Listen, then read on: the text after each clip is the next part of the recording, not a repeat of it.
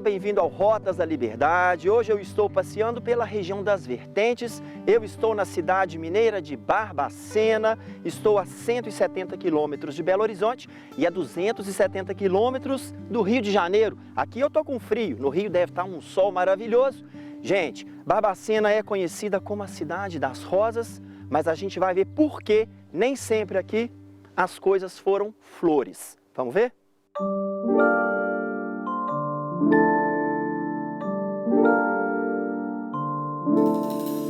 Será por que então que Barbacena tem aí essa fama de ser a cidade dos loucos? Quem vai me contar isso é a Lucimar. Tudo bem, Lucimar? Oi, tudo bem? Obrigado por receber a gente aqui com essa pauta tão importante. Por que Barbacena tem essa fama? Então, na verdade, porque aqui em Barbacena foi instalada a primeira instituição psiquiátrica do estado de Minas. E isso se deu em 12 de outubro de 1903. E a partir daí virou um ponto de referência para receber todas as pessoas, né, encaminhadas para o hospital psiquiátrico. O museu, ele é uma forma de resgatar e preservar essa memória histórica da assistência psiquiátrica em Minas.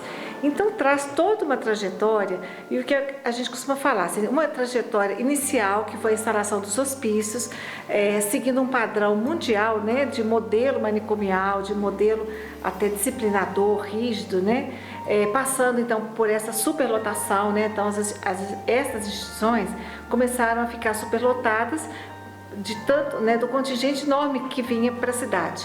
E depois a gente começa, a partir da década de 70, um novo momento, né? Nós tivemos inclusive a liderança do psiquiatra italiano Franco Basaglia, que trouxe uma nova proposta assistencial, né? O que ele chamou de reforma psiquiátrica, e a instituição seguiu também esse modelo. Então hoje nós trabalhamos dentro de uma linha que traz a desinstitucionalização, né? Que é essa saída dos pacientes para ou as próprias casas, famílias, ou para as residências terapêuticas, e trabalhamos também nessa reinserção social dos pacientes, né, que ficaram durante anos internados aqui na instituição.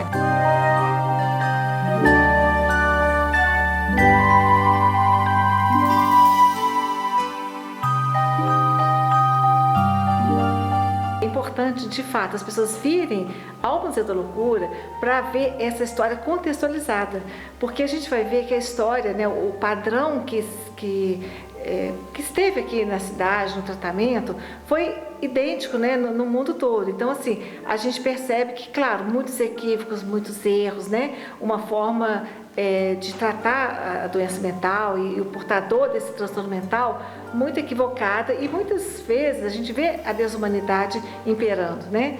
Então isso foi assim uma questão de padrão mesmo, de linha de pensamento, de visão equivocada, de falta de conhecimento. Então eu acho que o museu tem essa missão de refletir toda essa trajetória, né? Analisar cada fase pela qual foi proposto os tratamentos, né? E principalmente, acho que a gente tenta trazer toda essa realidade para o nosso momento, né? Que hoje nós é que estamos fazendo a história.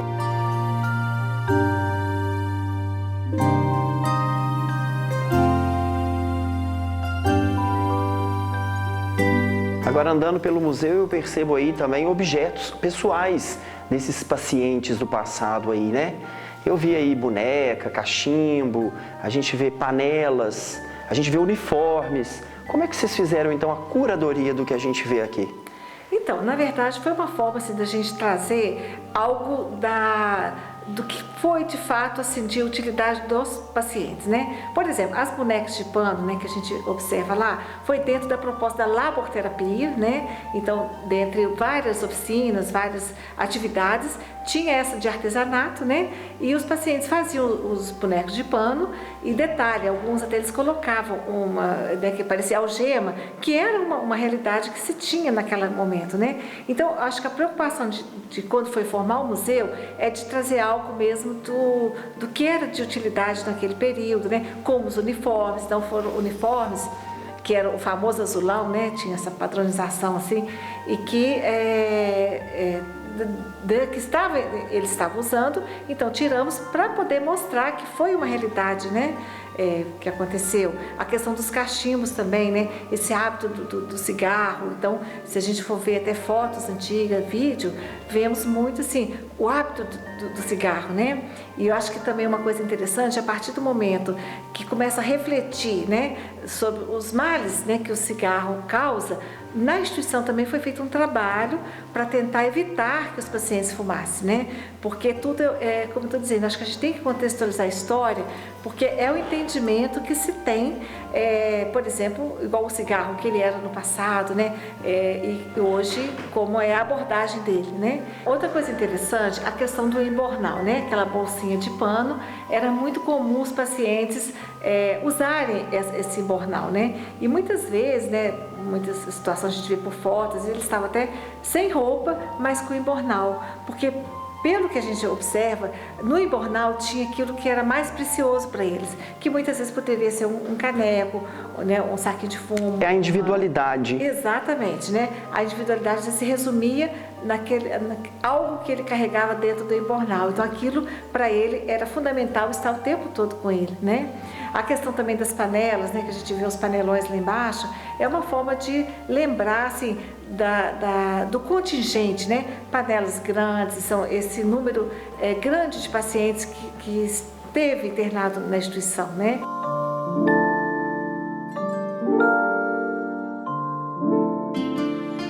Eu li vários trechos nas paredes, um me chama muito a atenção: celas, grades, correntes, camisas de força, correias, faixas, banhos gelados, quentes, injeções dolorosas e outras coisas mais que estão aqui. É muito forte estar aqui dentro, a sensação que a gente tem, talvez de tristeza, talvez de também gratidão por pensar, nossa, eu nunca passei por coisas assim. Qual é a grande importância hoje do Museu da Loucura? Então, eu acho que a grande importância traz nessa questão mesmo de refletir, né? De refletir toda essa história, todos esses erros, né? Que foram cometidos aí por tantas coisas, né? Você diz assim, dessa parte das células e tal. Então, isso assim, as pessoas entendem isso como método, né? Terapêutico para fazer a contenção dos pacientes que eram tidos como perigosos, violentos, né?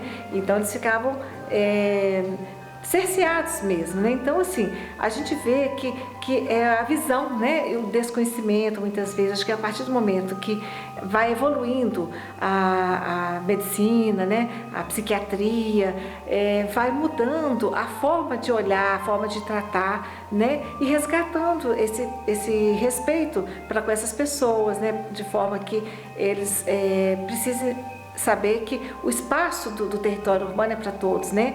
É claro, se a pessoa tiver uma crise, tiver um momento que precisar de uma internação, que ela seja pontual, que estabilizou, melhorou, ela vai ter alta e vai voltar para sua família, para sua comunidade. E então, é por isso que é tão importante ter aí o Dia da Luta Antimanicomial em maio, né? Exatamente, né? E aqui nós dedicamos uma sala no museu para falar da reforma psiquiátrica. É essa sala? Exatamente, né? Por isso que tem essa pomba da paz. Isso, né?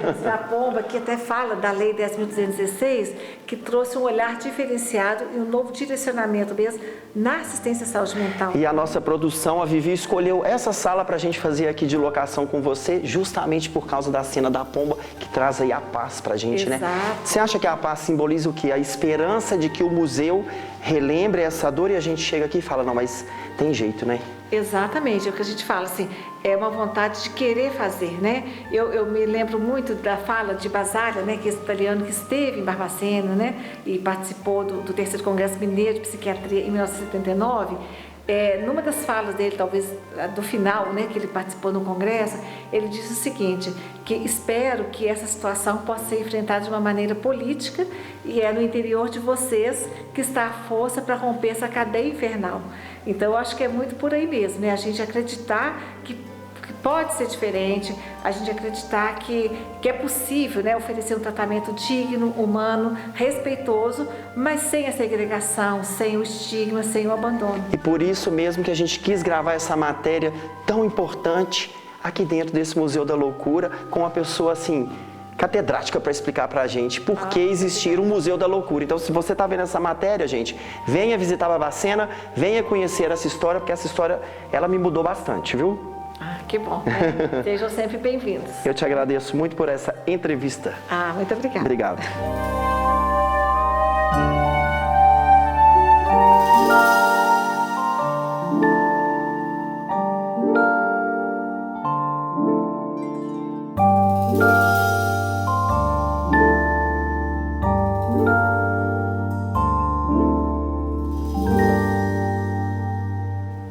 Ô Dalton, já fiz várias fotos desde que eu cheguei aqui em Barbacena.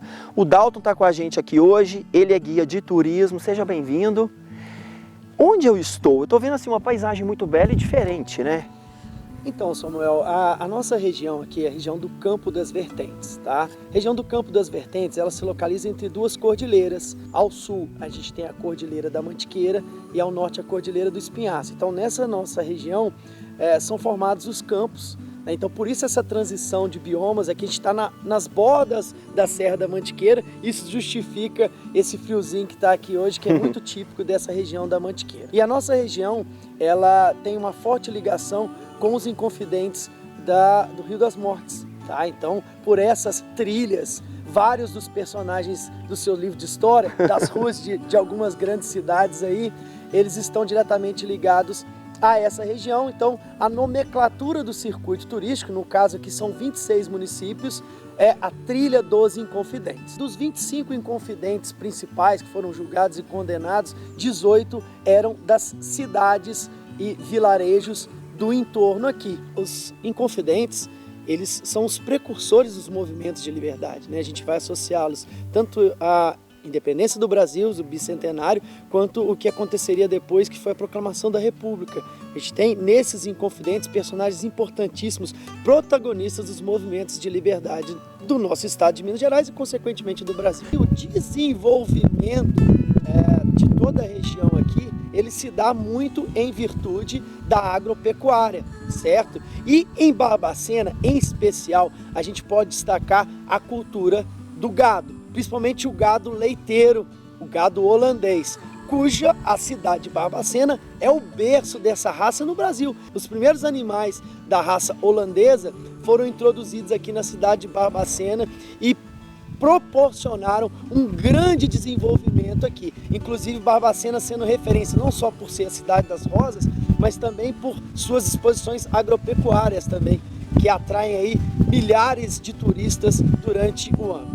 E a gente vê aí que a arquitetura de alguns prédios na cidade também segue, então, aí essa influência holandesa, né?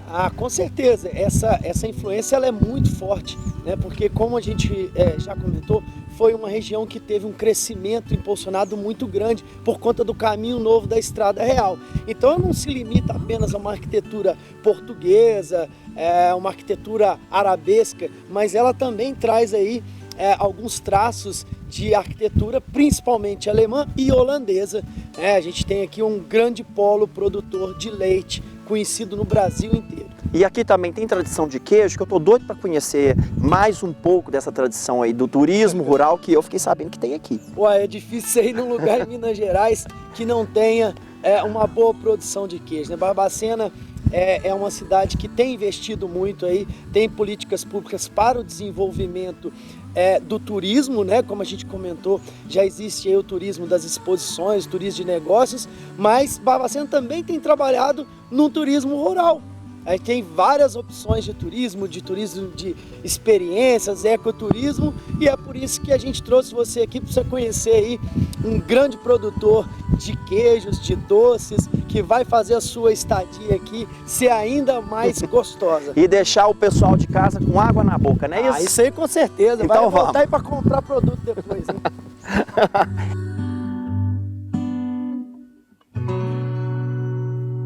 E aí, Arthur, bom dia. Bom dia, Samuel. Como é que vocês estão, gente? Tudo bem, graças a Deus, cara. Cheiro bom que tá aqui, senhor. Mas fazenda da roça cheiro mesmo, né? Beleza? Tudo bom, e você? Tradição mineira, né? Fogão a lenha. O Brasil inteiro sabe disso. Na sua família é também? Também. Eu já sou a 5ª geração, né? Que vive da roça, que vive da fazenda. E já tem 2 gerações aí mais pra frente, aqui, a 6ª e a 7ª que já estão sendo encaminhadas aí, a 7ª encaminhada agora, a 6ª já com uma certa atividade com a gente, que são os meus filhos. E é isso, e o fogão a lenha sempre participando, sempre sendo um ponto de encontro, né, da família aí durante todos esses anos. E o que é o turismo de experiência rural? Explica pra gente. O que acontece aqui na fazenda? Cara, o turismo de experiência rural é exatamente o que a palavra fala. É você proporcionar uma experiência rural para as pessoas que vêm nos conhecer. E essa experiência ela é basicamente fundamentada no que a gente faz no nosso dia a dia. Na nossa vivência, na maneira com que a gente se alimenta, com os produtos que a gente usa e produz aqui na fazenda. Acordar com as galinhas? Acordar com as galinhas, dormir com os patos, entendeu? É bem assim. E também proporcionar experiências memoráveis, né? Isso tá, vamos dizer assim, até na própria fundamentação, né, do turismo rural, que é criar nas pessoas um sentimento e uma satisfação por estar aqui e viver experiências que ela nunca mais vai esquecer. Agora a nossa conversa tá boa, mas eu quero mostrar para vocês, gente, a mesa de café mineiro. Porque quem vem passear em Minas Gerais já conhece aí a fama, né? Mas agora eu vou deixar meu gimbal aqui de lado para eu poder tomar meu café.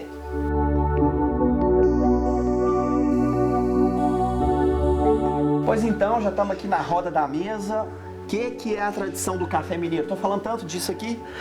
O café mineiro é o bom café, né? Bem coado, com um bom grão de café produzido em Minas Gerais e saboroso, com um queijo, né? Uma broa, um biscoitinho. Esse é o encanto do café mineiro, reunido com a família do lado daquele fogão a lenha, né? Tão aconchegante, tão gostoso, principalmente no dia frio desse. Pois é, só que queijo é trem de mineiro, mas o queijo aqui não é uma coisa muito comum em Minas Gerais. Não, aqui a gente tem, né, as vacas, a gente tira leite de vacas também para a produção do nosso doce de leite, que é um produto extremamente mineiro, mas que eu diria não é a hora dele ainda, né? Ó, surpresa, hein? Mas a gente também é produtor de búfalos, a gente tira leite de um rebanho de búfalos e a gente produz alguns tipos de queijo de búfalo. Esses queijos aqui todos são de leite de búfalo? Todos de leite de búfalo. Fundamentalmente são mussarelas, né?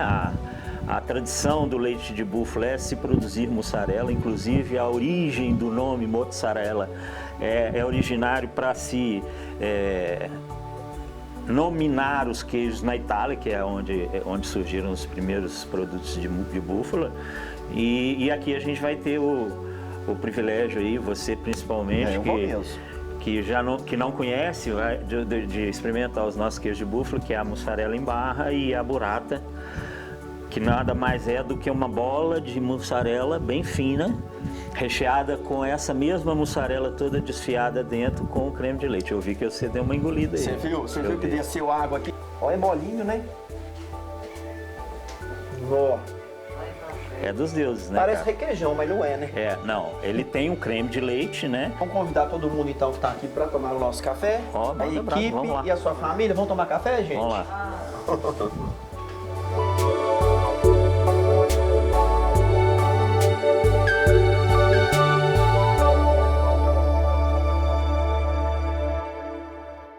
A Trilha dos Inconfidentes é uma região formada por 20 municípios recheados de histórias e cultura, verdadeiros museus a céu aberto.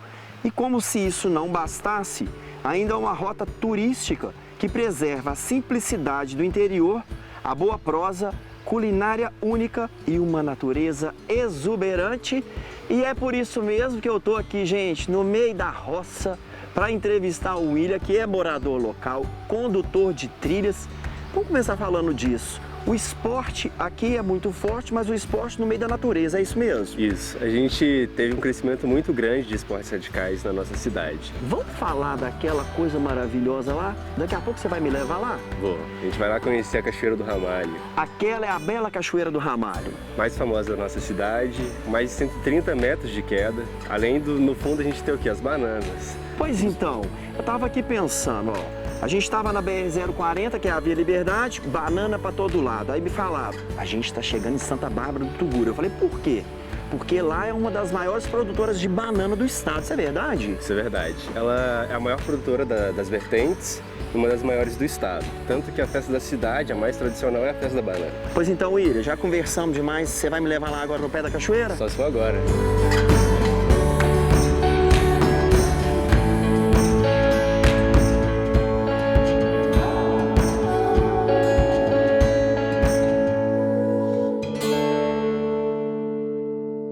Minas Gerais tem inúmeros alambiques e hoje, já que eu tô na cidade da banana, a história é a história da cachaça embananada. Que será que é isso, gente? Vamos lá descobrir? Então vamos. Ah, senhor Ailton. Bom dia, tudo bem? Tá bom? Deus, estamos bem. O senhor que é o famoso produtor da cachaça embananada. Justamente. Vim cá conhecer essa história. Perfeitamente. Vamos lá? Beleza. Então é aqui que tudo acontece, senhor Ailton? Perfeitamente. Olha só Aqui que cheiro funciona bom. o segredo da cachaça. Olha só que isso, hein? Isso aqui é qual banana que é essa? Esse é a banana Saquarema. Saquarema. Aqui está a mistura da cachaça e a banana. Eles ficam aqui por volta de 20 a 25 dias para pegar o gosto da banana na cachaça. Depois desse processo aqui, aí tem uma filtragem, uma decantação, eu faço a filtragem. Essa filtragem tem um segredozinho, certo? Então, Esse você não conta. é isso aí. Seu Ailton, agora a respeito da banana Saquarema, porque eu fiquei curioso. Qual que é essa banana? O senhor tem ela aí para mostrar pra gente? Sim. Na nossa região é banana Saquarema. Sei. Outras regiões é banana d'água ou banana nanica. Mas a nossa região é Saquarema. Tem que ser cortada e banana madura. Madura, Ela assim tem não que ser- serviria? Não, ela tem que dar verde. Ela tem que ser banana madura, por quê? Para dar mais sabor, ela solta mais o doce. Agora a gente vai experimentar a cachaça embananada. Ah, com certeza. Aqui.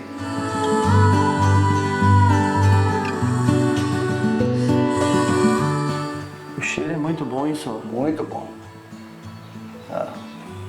É muito bom. Isso é bom para dar de presente, né? Muito bom. Estamos aí à vontade. A gente já viu que Minas Gerais é muito relacionada à religiosidade. Aqui em Santa Bárbara do Tugúrio não é diferente. Vou conversar com o Pedro sobre isso. Pedro, tudo bem? Tudo bem? Obrigado por receber a gente aqui. Nós notamos, né, que as duas igrejas principais da cidade, elas se destacam ali, naquele cenário verde, que a natureza aqui é muito bonita, muito exuberante. Como que começou a história de uma igreja tão grande como essa igreja matriz de Santa Bárbara, numa cidadezinha tão pequena? A nossa paróquia é uma paróquia de 80 anos, mas a nossa história remonta ao ano de 1764, com a escolha da padroeira e a bênção da primeira capela. A história do município ela é totalmente entrelaçada com a história da padroeira. O próprio nome do município, Santa Bárbara do Tugúrio, é a relação do nome da padroeira com o nome da fazenda que existia aqui. Agora a gente nota também esse telhado assim, bastante imponente, né? Até assim, eu achei com um estilo meio europeu, não sei, porque eu não entendo de arquitetura. Como é que você explica pra gente a escolha dessa arquitetura? Então, essa igreja ela tem a sua construção iniciada no dia 18 de outubro de 1980, com a bênção da pedra fundamental. Ela é construída para sediar a nova matriz da paróquia, tendo em vista que a outra era muito pequena para acomodar a população. A escolha do formato triangular é justamente para lembrar a tenda do povo hebreu no deserto como povo peregrino, povo que passa pela terra. E as mãos preces em oração.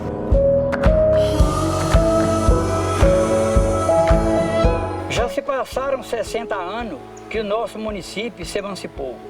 Foram décadas que passamos e o progresso aqui chegou. Era vila, não tinha rua e não tinha eletricidade. O povo admirava a lua, tendo Barbacena como nossa cidade. Pelo povo foi eleito, mas por Deus foi chamado. O nosso primeiro prefeito foi José Batista Machado. Teve como saudoso senhor Sandi, que em seu lugar posse tomou. Não estava lá, não vi, mas para o município tanto trabalhou. Assim começa a nossa galeria, com Sandi, José Rates e Valdemar. E Sérgio Amaral Garcia devemos homenagear.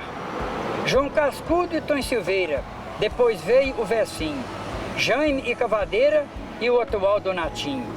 Tugúrio, eu te amo tanto, terra onde reina a paz. Se tu choras, enxuga o teu pranto, doce terra de Minas Gerais. Teus filhos procuram o refúgio, nesta terra onde cresci. Morrerei aqui, Tugúrio, doce terra onde nasci.